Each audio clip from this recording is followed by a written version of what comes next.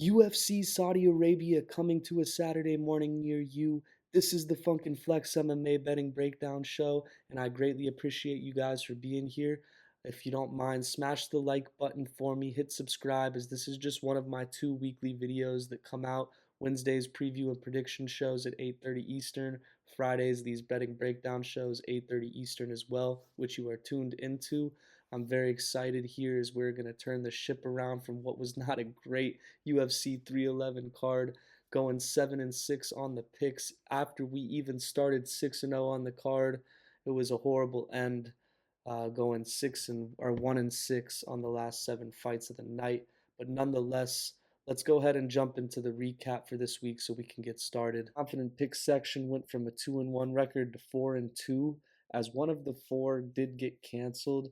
Sopaj, though, did look dominant in his performance over Ricky Tercios. Just couldn't quite find that inside the distance finish, but we did cash on the money line as that was the confident pick. Money Moicano, as we all know, he did his fight against Dariush, got canceled and rescheduled to the main event against Makachev.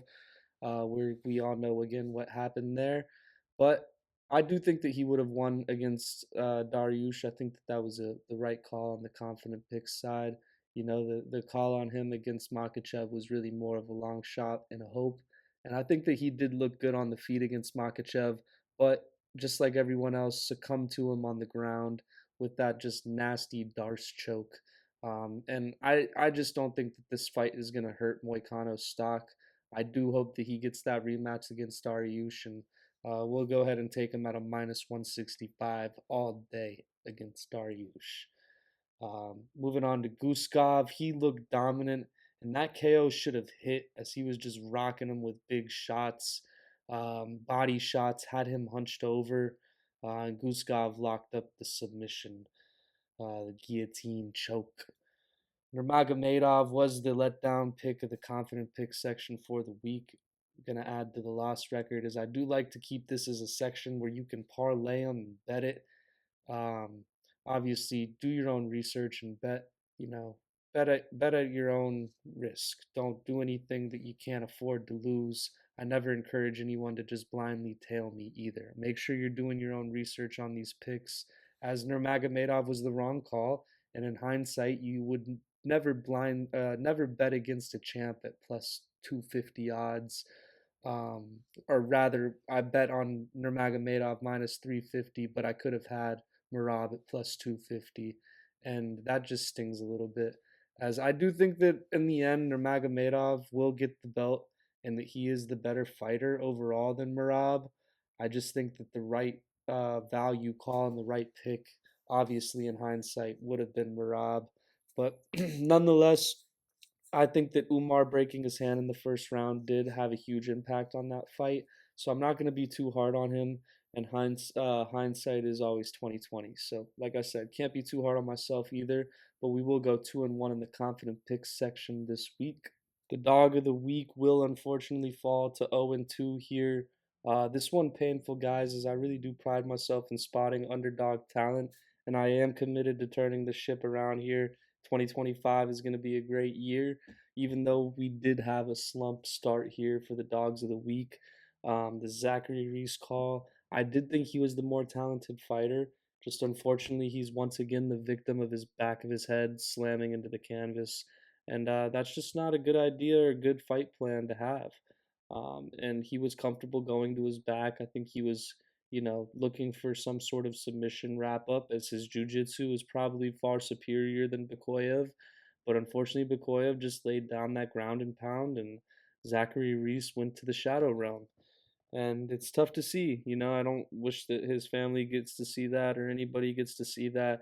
And to suffer two brutal KOs like that against guys that aren't anywhere near the top of the division is not an ideal way to spend the last couple years of your career. So Zachary Reese will probably be on the fade train from now on. And it pains me to say that because I do think that he is a really talented fighter, which is the perfect transition to another talented fighter that may now be on the fade train for some.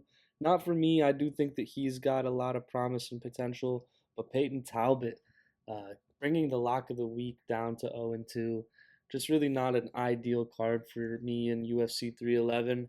When you lose the dog and the lock of the week, it makes you question what you're doing here, especially when you're putting in all this time to creating content. I would be lying to you guys if it wasn't a kill in the motivation a little bit, but nothing to do but stay positive.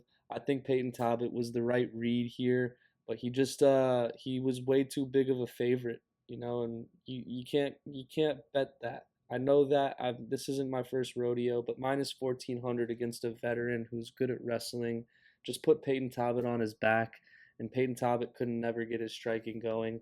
And even on the feet, you could just tell after a few takedowns were landed from Raoni Barcelos that Peyton Talbot was scared of him and didn't want to get back on the ground because he had trouble getting back to his feet.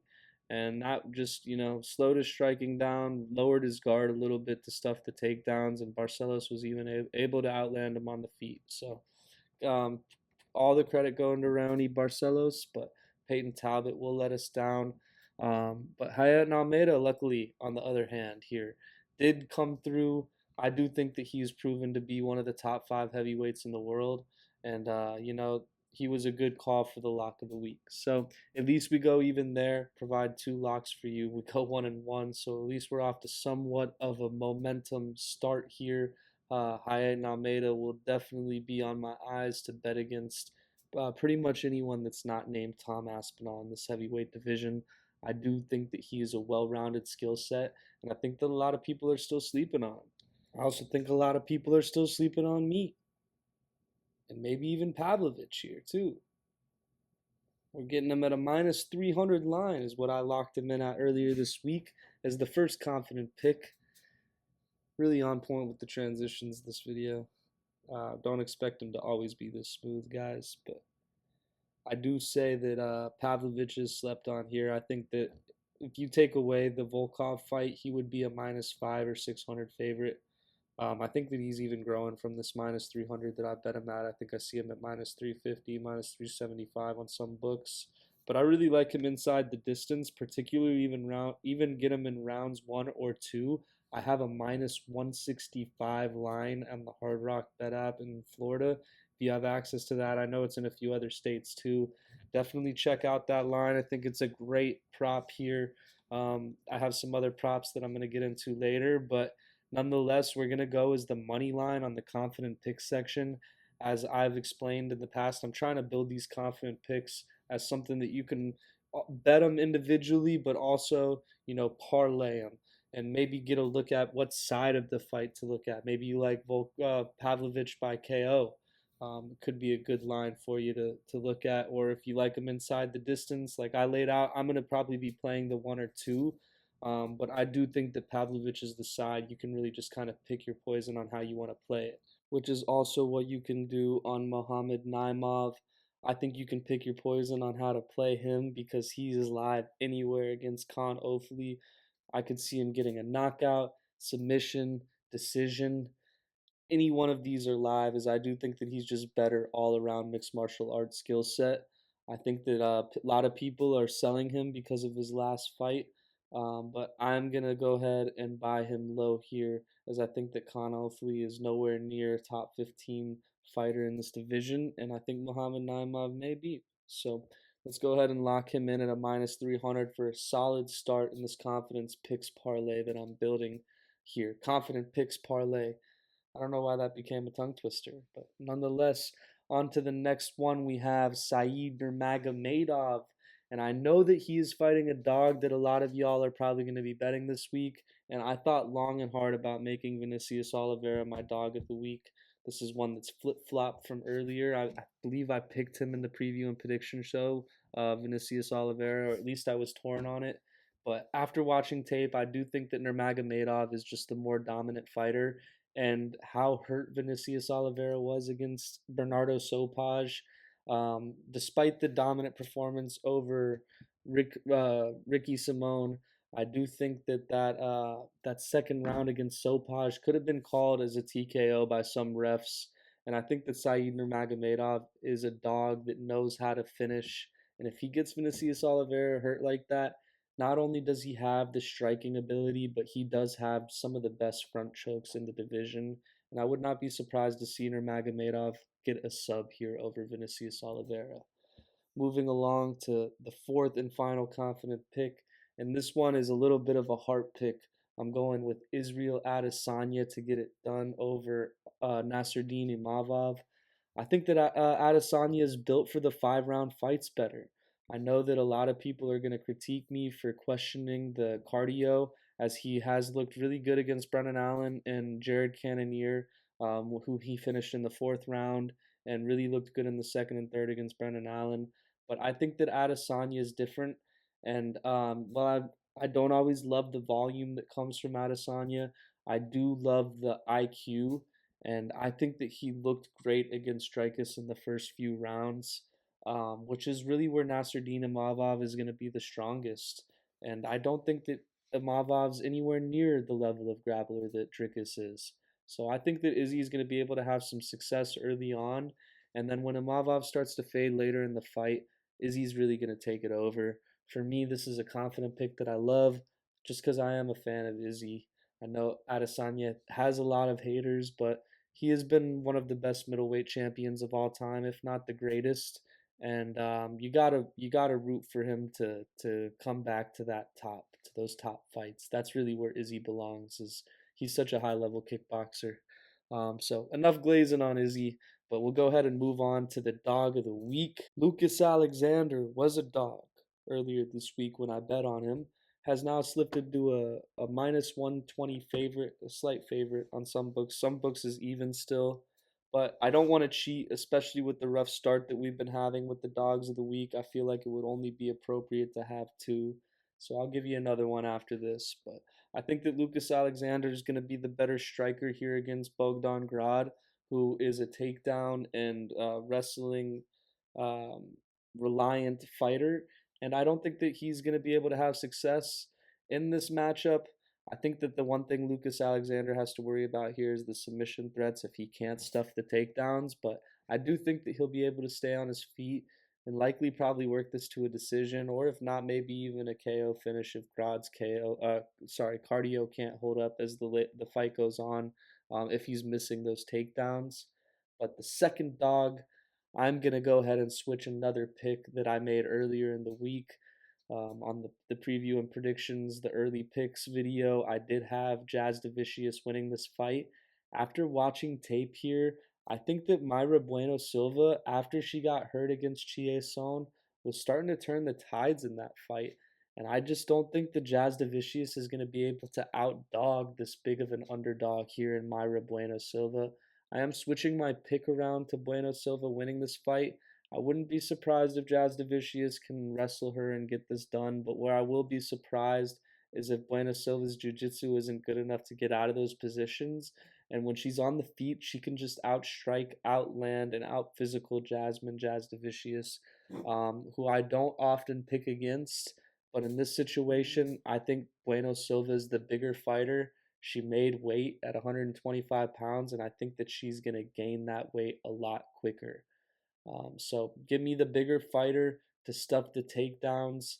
Who Jazz Davicius, another takedown reliant fighter, and Buena Silva with some great jiu-jitsu and some really mean Muay Thai clinch striking, where Jazz Davicius does like to spend a lot of time. So give me Buena Silva as a plus 200 dog, which brings us to our lock of the week, Terrence McKinney.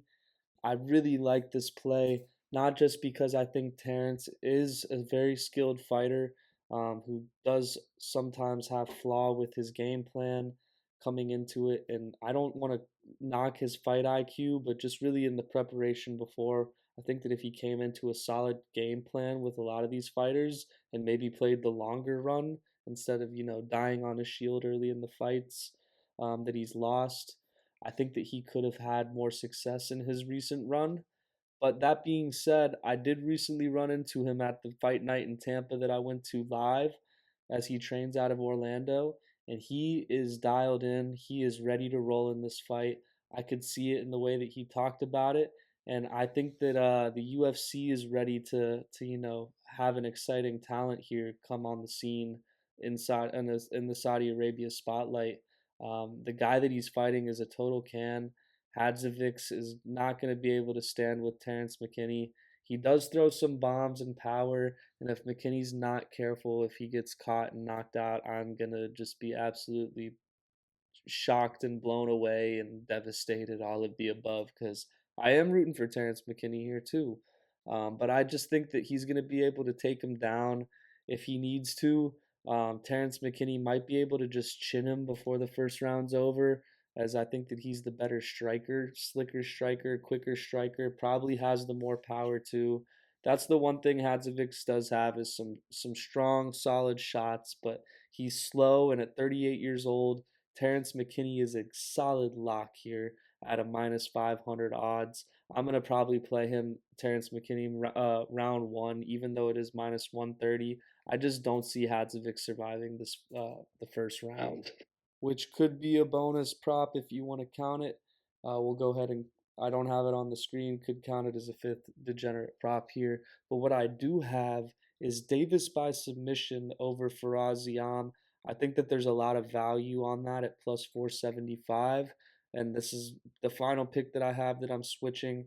I was on the Ziam side in the early picks on the Wednesday video. I'm gonna be going Davis here as the pick, not just the degenerate prop by sub I like, but Davis is the overall pick as well. Bueno Silva, I said, I think the jiu-jitsu here, I already talked about a little bit in the dog of the week, will show over Jazz Davicius, who's going to be looking to implement her wrestling game plan. And with Bueno Silva's jiu-jitsu, a sub at plus 650, seems like some good value there as well. Moving along quickly here to Adesanya by KO. I think that Mavov might gas in the fourth or fifth round. That's the bottom line. I like Izzy to win the fight. I probably will play his money line, but as a degenerate prop, you can't go by the decision at plus 160. I think there's some value here at plus 350 for a Mavov in the fourth and fifth round. We have a really locked in, focused Adesanya. He has not had anything but a title fight since 2019. So contender Izzy, remember, is a different beast. And I know that we got a taste of it against Dreykus. A lot of people knock him for that, but as I said earlier in the fight, I really thought that he looked good in that spot. So give me Adesanya to win by KO. Lastly, here, Bogdan Grad by sub at plus 900. I always try to have at least one that's plus 1,000 here on my degenerate props, so I do have to admit this one's a bit of a reach, but I think that it is a possibility to happen. My pick is Lucas Alexander in this one. I think that Alexander will get the win, but I think that if Alexander loses, his path to loss is through Grad by sub, or rather, Bogdan Grad's path to victory is by submitting, taking down and getting the submission, as Alexander's lost 3 times in his professional career and never won by submission. So you know that it's not his strong suit. Alexander definitely a better kickboxer, not as really traditional of a Brazilian fighter, but nonetheless, Grad by sub at plus 900, worth a sprinkle if you ask me. I do appreciate y'all again for tuning into this video. If you've made it this far, the Instagram will have the full betting card tonight because the fights are 9 a.m. tomorrow. I normally post those on Saturday, but I'm going to go ahead and post the plays up tonight so you will be able to see and track all of those. As you see, I take the losses on the chin. I'm tracking wins and losses, keeping the record here on each one of the slides so you know that I'm accountable. I do tend to, you know, hold myself. I'm my biggest critic. That's the best way to word it. What can I say? But with the record there, not only does it is it hold myself accountable, but it also motivates me as I'm not going to settle for mediocrity. Yeah, I want excellence here in what I'm doing on the Funk and Flex MMA channel. And 0-2 in the dog and lock of the weeks are not going to cut it. So you will see turnaround here, guys. 2025 is going to be a great year, and I do appreciate all the support. On your way out, drop a like on the video and subscribe. We got another video coming to you next Wednesday, as these cards are coming straight for 9 weeks. We're not going to have any layoffs in that. Wednesdays at 8:30, the preview and prediction show. Fridays at 8:30, the betting breakdown, which you're tuned into. And I appreciate you guys a lot. 8:30 Eastern Time videos are posted. And until next Wednesday's preview and prediction video, I hope you guys gamble responsibly, cash some tickets, and have a great weekend.